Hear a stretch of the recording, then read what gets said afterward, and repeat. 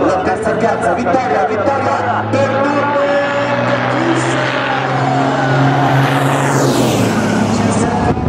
seconda piazza per René.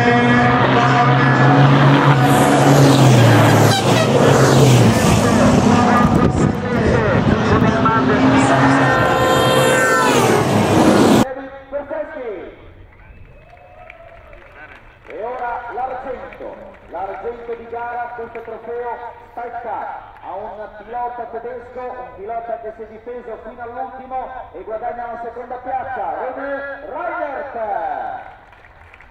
E adesso è il momento di celebrare la meritatissima vittoria. Il trofeo più prestigioso spetta al giovane magiaro Norbert Fischer.